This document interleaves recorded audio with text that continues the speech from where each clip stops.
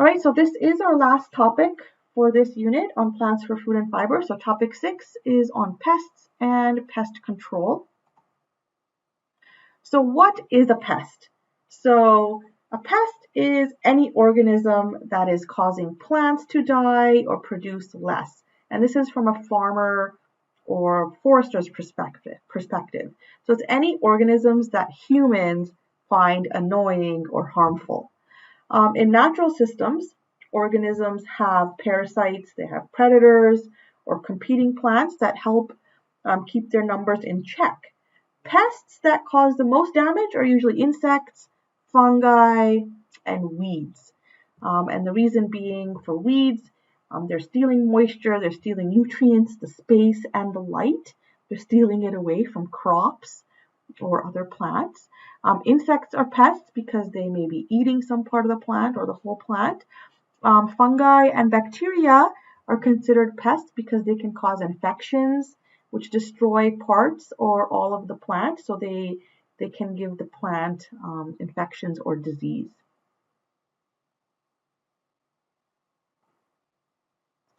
All right, the dandelion we're going to talk about, the successful weed pest. So the dandelion is a very, very successful weed plant. Why is it? Well, number one, it has powerful roots. So shown here, powerful roots.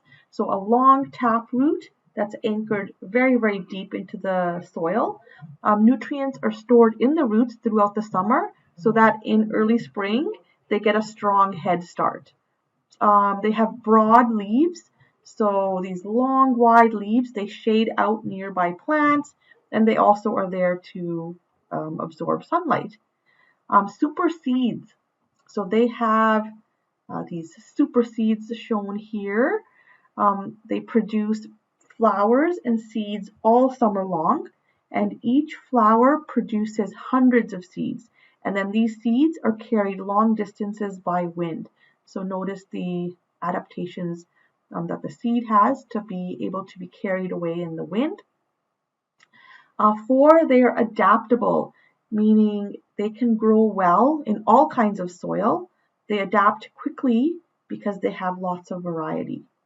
And lastly, chemical weapons. Dandelions have chemical weapons.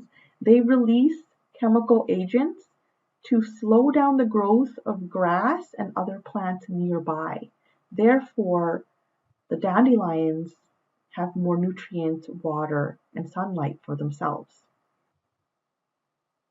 Right, so these are all the reasons why dandelions are such a successful weed pest. All right, here we're looking at canola and its pests. And the reason we talk about canola is because it is a valuable crop in Alberta. All right, so here some insect pests, and for example, here we have the Bertha armyworm.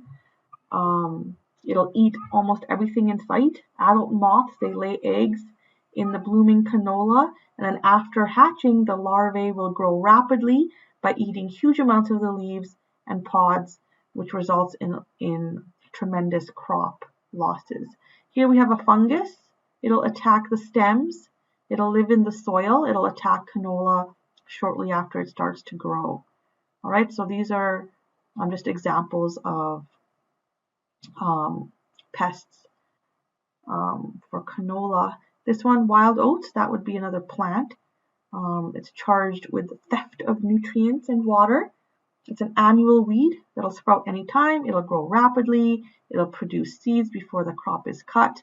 And the seeds are able to live many years in the soil. And then they grow into very competitive weeds. All right, so that's another pest for farmers that are growing canola. Oh, and then down here, there's other insect pests as well, like moths, flea beetles, aphids, and so on. All right, and then like we were talking about before, introduced species, these are also called exotic species.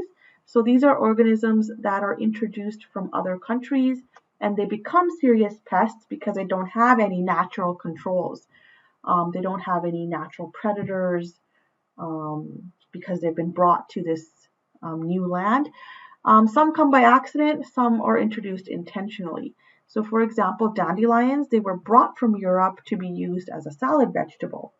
The European bark-boring beetle came to North America in 1940 by accident in a shipment of elm logs from the Netherlands, and it also brought along a fungus that has nearly wiped out all the native elm trees of North America. Another example, the cane toad, was released in areas of Australia to control pests in the sugarcane fields, but these toads have populated uncontrollably almost, and they've become a major nuisance in urban cities as well as rural areas. So we did have some videos here to watch on invasive species. All right, so next we're talking about controlling pests. So number one method of controlling pests is crop rotation. If we grow different crops each year, the pests don't have an opportunity to well establish themselves since a new crop is grown each year. Another method would be regular summer fallow.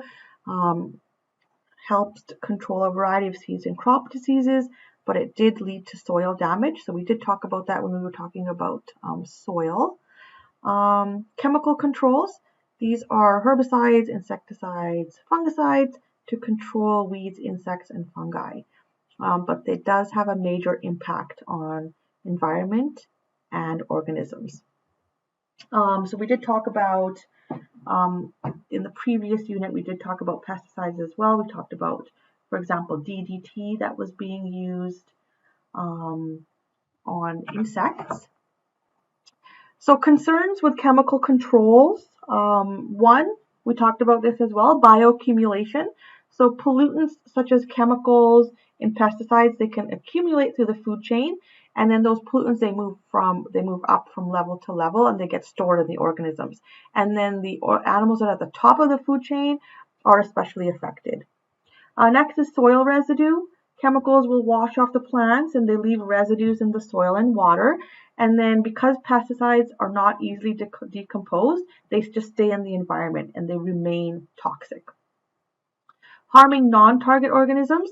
So even though like farmers or whatever, they're spraying these pesticides for one organism, they're working on more than one organism. So beneficial organisms are also killed.